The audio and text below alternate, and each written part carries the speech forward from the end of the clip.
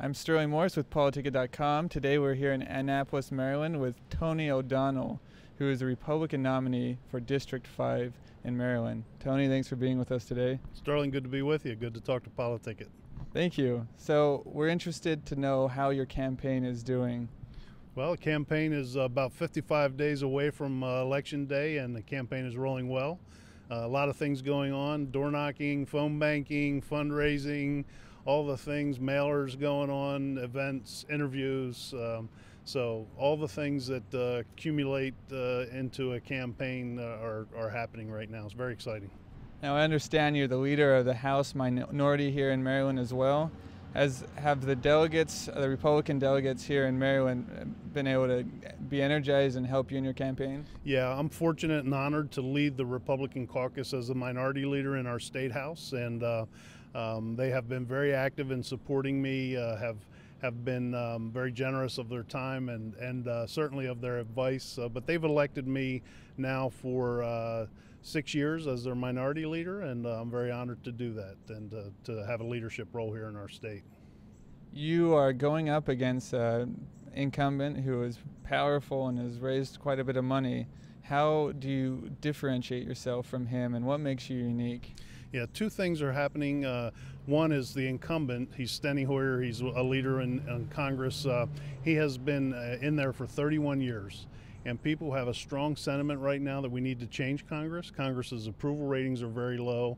And so one of the things that distinguishes me is I have the experience, I can hit the ground running, I can be a political leader because I have, but I can bring new and fresh ideas that we don't have and haven't had for 3 decades right now. So one, the sense that we need to change Congress and we need to change the people in Congress to accomplish that. And then two, we have a lot of ballot questions in the state of Maryland that are very high profile, that elicit a lot of emotion. We have a question on same-sex marriage. We have a question on in-state tuition for illegal immigrants. We have a question on expanding gaming in the state of Maryland. And then we have a question on whether or not we should approve the governor's redistricting plan, which was pretty much a gerrymandered plan for state redistricting for the congressional districts.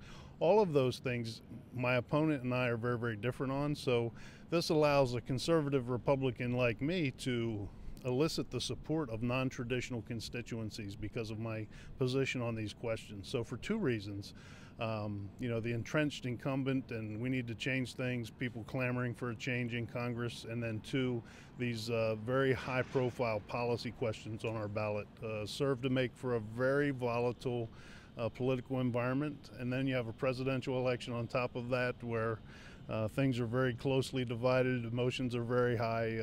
Who knows what's going to happen?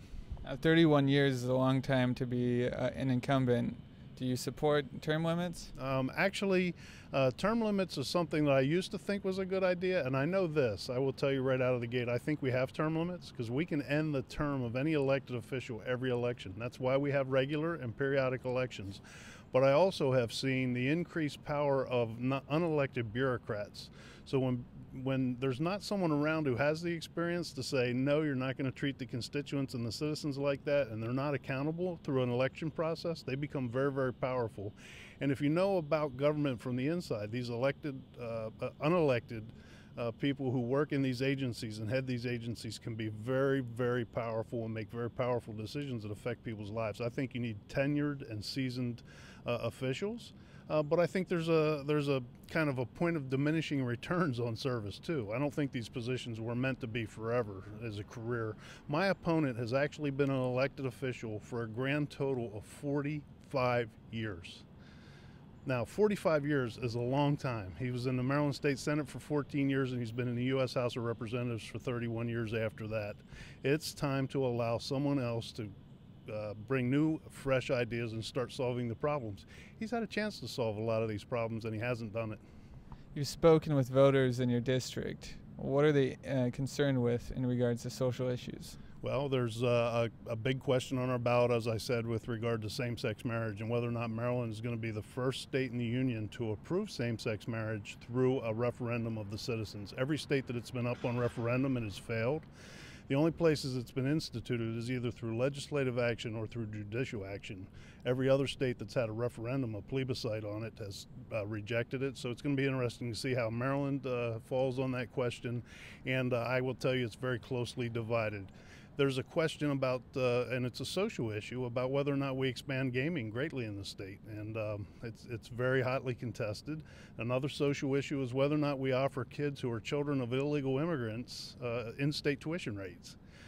Very emotional issue. So all of these things give us a very volatile, emotional kind of kick in our election, and these are very, very important issues. I am a conservative, and so I think we ought to use our limited resources to help the citizens who have a legal presence in this state, the citizens of this state first. Two, I believe that marriage is between one man and one woman. Three, I think gambling has merits to it. You know, I'm not really opposed to gambling on a moral sense, but the deal that was pushed through the Maryland legislature really cut taxes on billionaire casino owners and raised right after they had raised taxes on the citizens of Maryland in general, and I think it's probably a bad deal in the long term for the citizens of the state. So for all these social issues, you know, I'm classic pro-life. I believe that we ought to protect innocent life, and I'm a conservative. What are voters concerned with in regards to fiscal issues? I think the biggest thing is the debt. This national debt, passing it on to young people such as yourself, my grandchildren. I have a 9-year-old and a 7-year-old grandchild each, and they're going to have to pay that debt off. Right now it's $16 trillion. Over the next 4 years it's projected to go to $20 trillion. That depresses or recesses the economy. We have to pay the debt service on that, hundreds of billions of dollars a year in debt service alone, and our kids are going to have to pay that debt off. I personally find it morally objectionable that we're going to pass that debt on to future generations. We ought to pay our bills now, and we ought to have a balanced budget. This state has a balanced budget. We're in Maryland state capital. Like most states, the government has to balance its budget on an annual basis. The federal government doesn't have that restriction, and I would support constitutionally a balanced budget so that we're only spending within some reasonable limitations the amount of money that we can afford to spend. How are you using social media in your campaign? Yeah, so I'm learning a lot. You know, a 51-year-old is coming along into the new age of social media. So we're on Facebook, we do Twitter. You know, we're using these email kind of services where you can do email blasts out. Some people use Constant Contact. I believe we're using Vertical Response as a commercial product. But so with all those things, you know, we're out there. We produced a video that's 3 minutes and 45 seconds long. We have a website. You can go to my website. It's o'donnellforcongress.com. You can view my video. You can look at some of my issue positions, some of my releases. You know, you can get a lot of information through the social media, and it's a way for people to follow you. I'll give you an example. Today I was on a Washington talk radio show, so I was down in DC. I was in the studio, and we got rescheduled a couple times, but we were able to blast out on Facebook and Twitter that I was going to be on this radio station, and people were able to listen, they were able to call in, they were able to follow the show. So it all ties together, and it's a very, very powerful method of communication.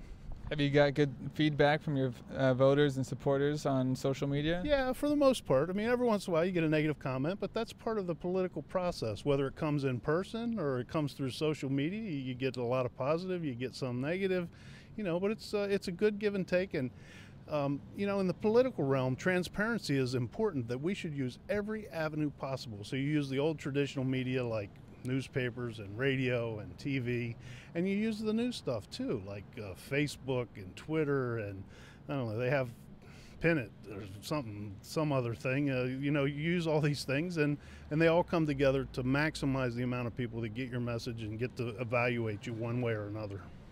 Now, what's the best way for voters to learn more about you?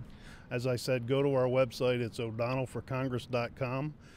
There's good information there. O'Donnell, the word F-O-R, for o'donnellforcongress.com, and like us on Facebook if you do like us. That way you can follow more immediate updates. Follow us on Twitter. You can get even more immediate updates on Twitter, and there are a lot of ways to follow us. But that website, o'donnellforcongress.com, really is the key. Well, thanks for meeting with us today. Okay, thank you, Starling. Good to be with you.